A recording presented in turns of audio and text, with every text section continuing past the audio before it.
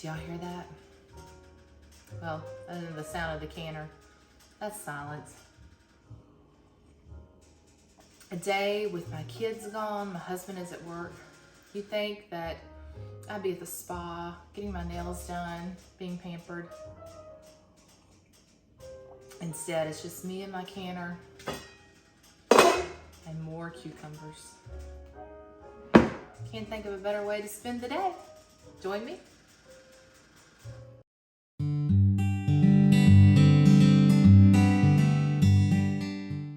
Today we're making bread and butter pickles, and actually I'm not all that upset about making these today because they happen to be my favorite. This is my own recipe and I've used it for years, so I know that they're gonna taste good. They are tried and true and everyone seems to like them. So we're not gonna change anything about the way we do it. But I will show you step by step how I do it. Of course, everybody makes pickles different. You can add your own ingredients, change up the amount of ingredients that you put in.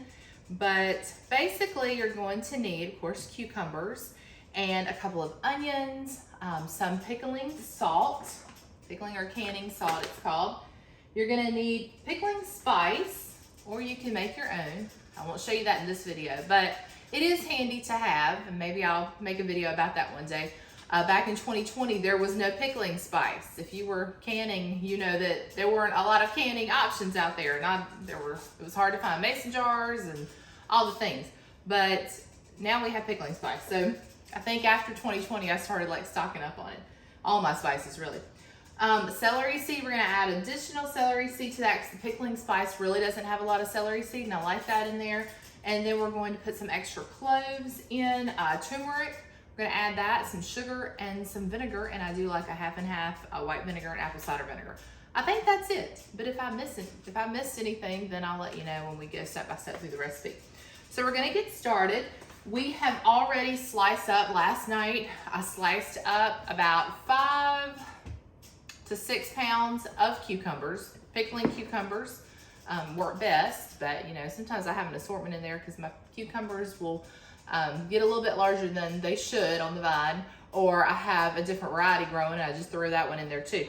But we have the cucumbers in this pot, and then to that I went ahead and chopped up my onion, and then we added some of our canning salt to that.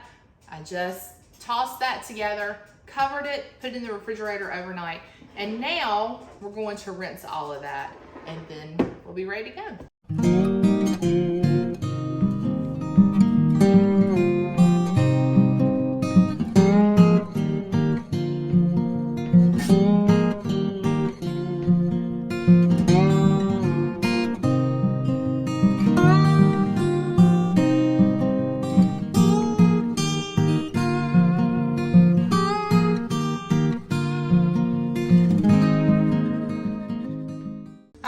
My jars have been washed. They're just hanging out for a while before I put them in the canner to sterilize them.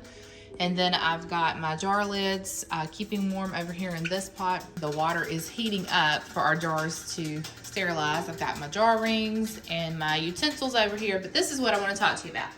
So we're getting ready to heat this mixture, and this is 3.5 cups of a vinegar combination. I've got 2 cups white vinegar and 1.5 cups apple cider vinegar. And then I've got 4 cups of sugar. And then I forgot to tell you about this earlier, but these, we're gonna do 10 cloves of garlic, and I will probably fish them out. I just kind of add them in there for a little extra seasoning. And then we got, this is 4 tablespoons of pickling spice right here. I added just a few whole cloves in there just to punch it up a bit. And then we're gonna do a teaspoon of turmeric, and then 1.5 teaspoons of the celery seed. So we're gonna get that heated to boiling on the stove. And then once that comes to a boil, we're gonna add in our cucumber mixture.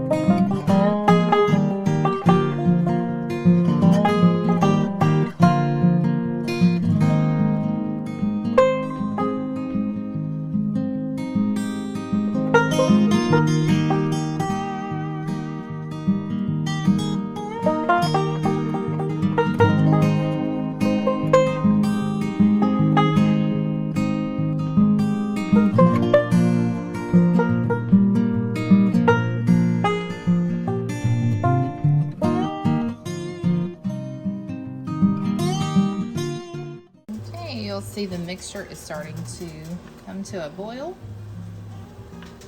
It's time to add our cucumbers.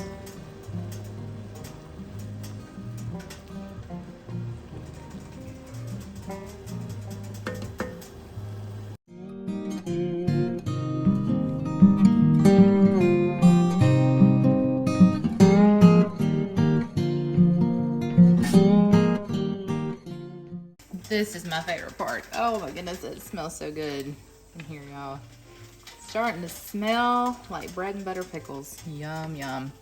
So we're going to get this back to boiling. Then we're gonna turn off the heat and then we'll be ready to fill our jars. So while we're waiting for our pickle mixture there to come to a boil, we're gonna go ahead and get our jars into the canner so they can start sterilizing a bit. We've already washed them with warm soapy water. So we're just gonna heat them up, make sure they're nice and ready. And I'll do about, looks like I can only do about 5 there. We'll lower that into the water and then we'll switch off and do the other 5.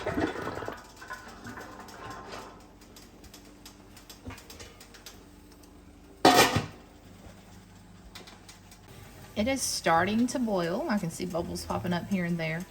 So it won't be long. We'll be getting this into our jars. The smell of the vinegar, though, it always burns my eyes and my throat. I don't know about you all, but it gets me every time. But I love the way these pickles smell. So I just kind of take it, you know. But you'll have to leave me the answer to this question down in the comments below. Do you prefer dill pickles or bread and butter pickles? So in our house, I am the only one that prefers the bread and butter over the dill. My husband and my 2 kids, they like the dill pickles the best. So you'll have to leave me your opinions down in the comments. Just out of curiosity, I'd love to see what everyone's preference is. But for some reason, the bread and butter pickles, I think they just take me back to my childhood. Because my mom and my grandmother and my aunt, they would can sweet pickles. And, you know, they had it was called a 7-day pickle, I think, you know, and they would put them in these crocks and, you know, you turn it every day or whatever. But I remember just having to wait, it seemed like forever, for those sweet pickles to be ready to eat. And, you know, we'll have these ready to eat today. They do get better as they sit, obviously. Oh, look, there it goes. Now we're really boiling. But anyway, I have such wonderful memories, and I think that's why I do prefer the bread and butter pickles, just because that's what I remember most from my childhood. Now, my mom, she does love the dill pickles, like the big ones that you could get. I don't know if you guys remember, like, going to Hickory Farms or somewhere like that. We used to have one in our mall, but they would have a barrel of dill pickles, and I remember my mom just couldn't wait to get one of those dill pickles. I did not inherit that love. I'll eat, you know, a dill pickle if they put it on my plate, but it's not my favorite. So drop me a comment below and let me know what your favorite one is. All right, now that this is boiling, we're gonna go ahead and turn our heat off. And then when it calms down, I'm gonna fish out all that garlic, and then we will start ladling this into our jars. Okay, Now we're going to use a slotted spoon because you want to just try to get the pickles into the jars first and not the liquid. And unfortunately, I don't have any more of the wide mouth pint jars, so I'm having to use what I had on hand, which is the regular mouth, and that'll be okay. It's just not my preference, but we're going to use what we have. So we're just going to start filling the jars, and you want to fill them up just right below the rim.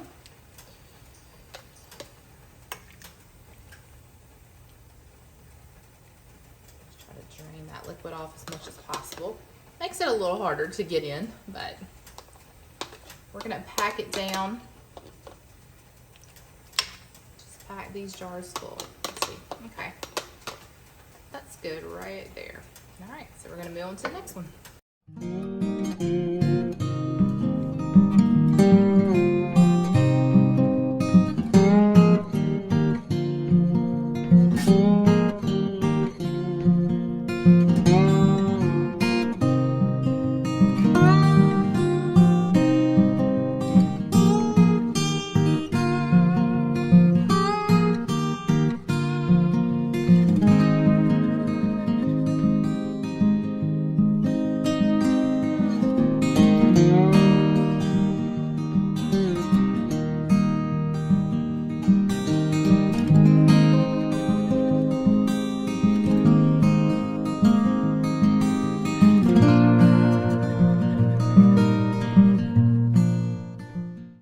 Okay, this is a metal skewer. I'm just gonna use it to just kind of like push these pickles around, make sure we don't have any air bubbles, and kind of pack them down. I was only able to get 6 pints out of this, and that was pushing it. What's so funny is I went ahead and heated like a dozen jars because in my past experience, I always have more pickles than I do jars, you know, heated and ready to go. And that was not the case today, which I had to laugh a little about it because, you know, I know we don't need any more bread and butter pickles. So maybe that was just the Lord's way of saying, this is all you need right here. And, you know, we're just going to go with what we got. So the next thing we want to do is ladle our liquid into our jars.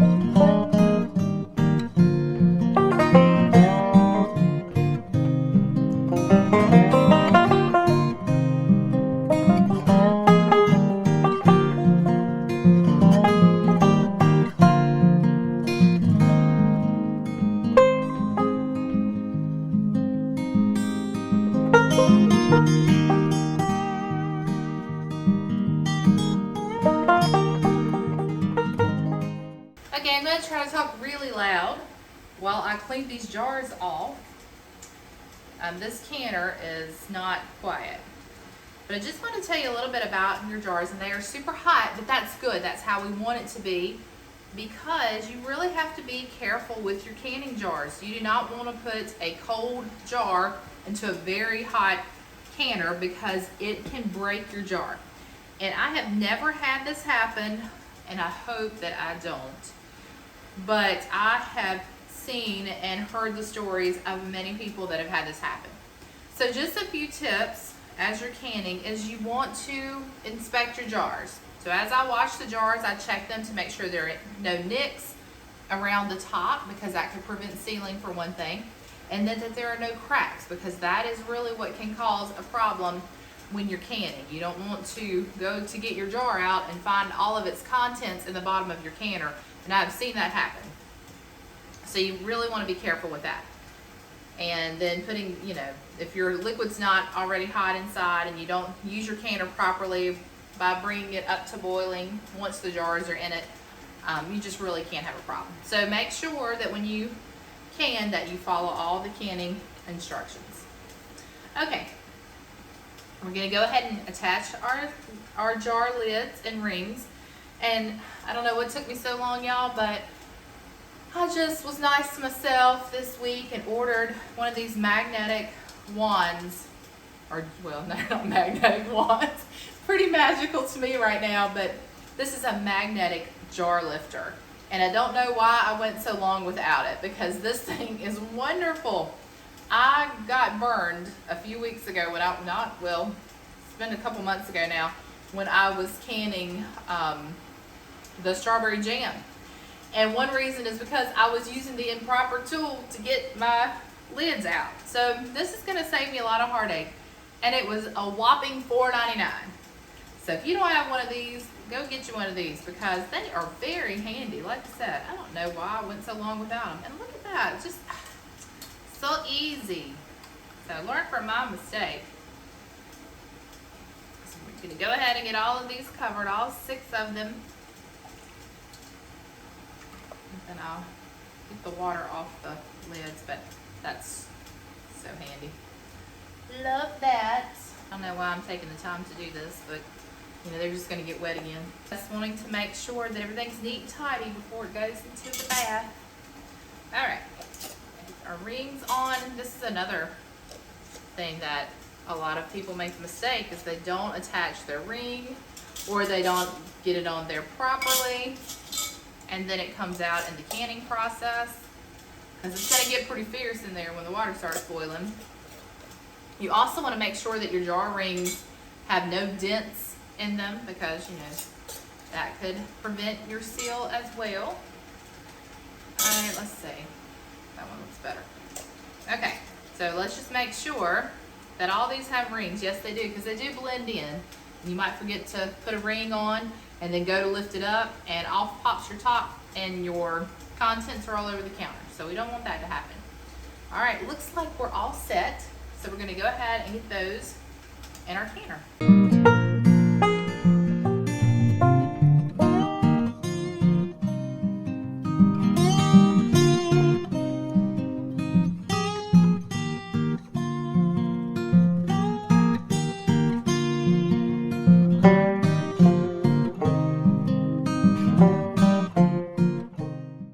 Canning is, you know, once you get the hang of it, so many people are intimidated by canning, and I used to be one of those people.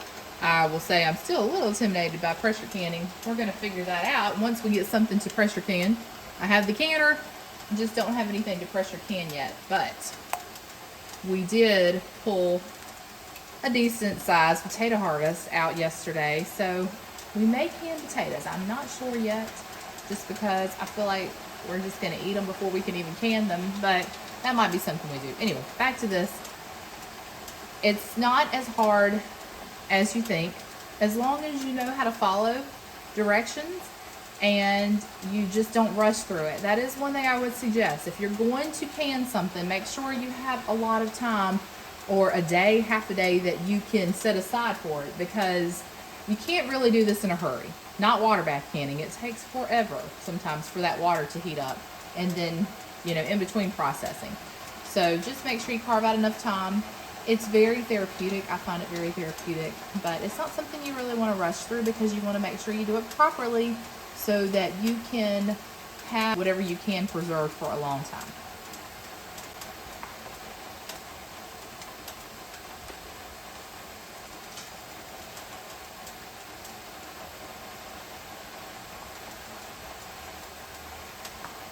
All right, we're gonna lower this down into the water, and these are going to process for 10 minutes. One thing I did forget to mention is that you need to make sure that your water comes to a complete boil, a rolling boil, before you start your timer.